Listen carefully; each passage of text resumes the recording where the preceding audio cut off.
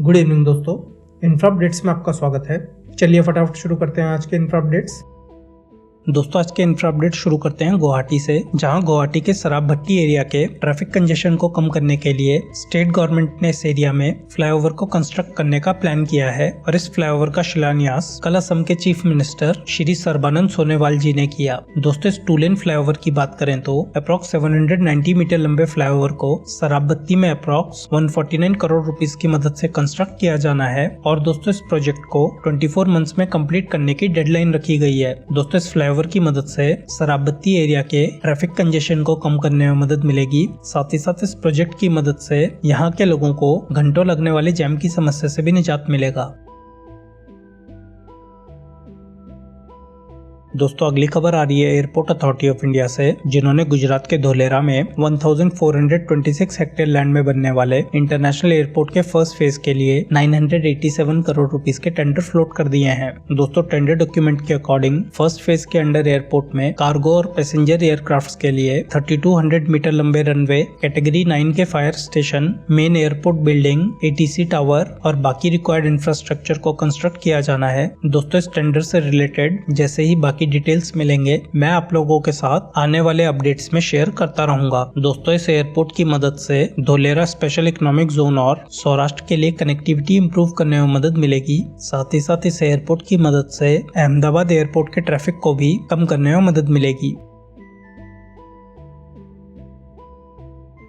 दोस्तों अगली खबर आ रही है फूड कॉर्पोरेशन ऑफ इंडिया से, जिन्होंने वेदरिंग के कारण राइस को खराब होने से बचाने के लिए पायलट प्रोजेक्ट के अंडर बिहार के बक्सर और कैमूर डिस्ट्रिक्ट में राइस साइलो कॉम्प्लेक्स को सेटअप करने का प्लान किया है। दोस्तों इस साइलो कॉम्प्लेक्स की बात करें तो इस कॉम्प्लेक्स में 50,000 टन कैपेसिटी वाले स्टील साइलोज को कंस्ट्रक्ट किया जाना है, जिसमें से 12,500 टन कैपेसिटी वाले 3 साइलोज में वीट को और 3,125 टन कैपेसिटी वाले 4 छोटे साइलोज में राइस को स्टोर किया जाना है। दोस्तों इन साइलोज में राइस को 16 to 18 डिग्री सेल्सियस टेम्परेचर में स्टोर किया जाएगा, जिसकी मदद से राइस को बारिश के कारण खराब होने से बचाने में मदद मिलेगी। दोस्तों अभी तक फूड कॉर्पोरेशन ऑफ इंडिया इस टाइप के साइलोज को वीट स्टोर करने के लिए यूज करता था और इन साइलोज को राइस को स्टोर करने के लिए पहली बार यूज किया जाएगा और अगर पायलट प्रोजेक्ट सक्सेसफुल रहा तो फूड कॉर्पोरेशन ऑफ इंडिया के अलग अलग राज्यों में 15.1 लाख टन कैपेसिटी वाले साइलोज को कंस्ट्रक्ट करेगा। दोस्तों इस प्रोजेक्ट की मदद से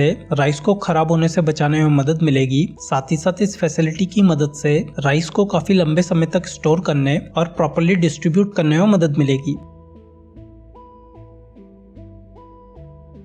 दोस्तों अगली खबर आ रही है उत्तर प्रदेश से, जहां लखनऊ में उत्तर प्रदेश के पहले नेशनल डेटा सेंटर का इनॉग्रेशन कल किया जा चुका है। दोस्तों इस डेटा सेंटर की बात करें तो इस डेटा सेंटर को अपग्रेडेड डेटा कैप्चर सेंटर के जैसे डेवलप किया गया है, जिसकी मदद से इंडिया की अलग अलग स्टेट से आने वाले डेटा को स्टोर करने में मदद मिलेगी। साथ ही साथ इस डेटा सेंटर की मदद से दिल्ली और बेंगलोर के डेटा सेंटर में मौजूद डेटा करप्ट होने पर भी डेटा को रिस्टोर और रिकवर किया जा सकता है।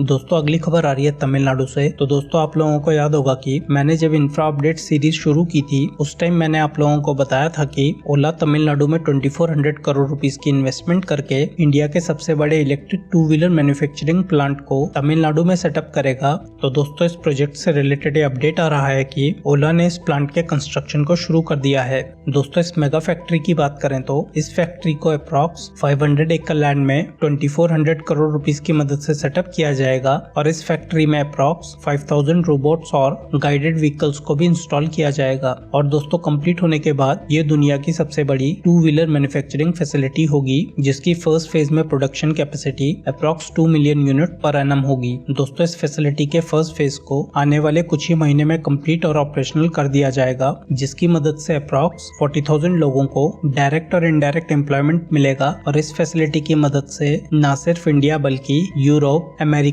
और बाकी देशों के लिए भी इलेक्ट्रिक स्कूटर मैन्युफैक्चर किए जाएंगे। दोस्तों अगली खबर आ रही है चंडीगढ़ से। तो दोस्तों आप लोगों को याद होगा कि मैंने आप लोगों को इस साल के स्टार्टिंग में बताया था कि मोहाली और खरार के बीच बनने वाले फ्लाईओवर को पब्लिक के लिए ओपन कर दिया गया है और अप्रॉक्स 50 मीटर स्ट्रेच का काम रोपड़ साइड में बचा हुआ है, जिसे 15 जनवरी तक कंप्लीट कर लिया जाएगा। तो दोस्तों इस फ्लाईओवर से रिलेटेड ये अपडेट आ रहा है कि इस 50 मीटर स्ट्रेच का काम कंप्लीट हो गया है और इस स्ट्रेच को पब्लिक के लिए ओपन कर दिया गया है। दोस्तों इस 4.5 किलोमीटर लंबे फ्लाईओवर की बात करें तो इस फ्लाईओवर को 368 करोड़ रुपीस में एल&टी ने कंस्ट्रक्ट किया है और इस फ्लाईओवर की मदद से रोपड़ और लुधियाना के कम्यूटर्स को फायदा होगा। साथ ही साथ इस फ्लाईओवर की मदद से बलौंगी और मुंडी खार के ट्रैफिक कंजेशन को कम करने में मदद मिलेगी।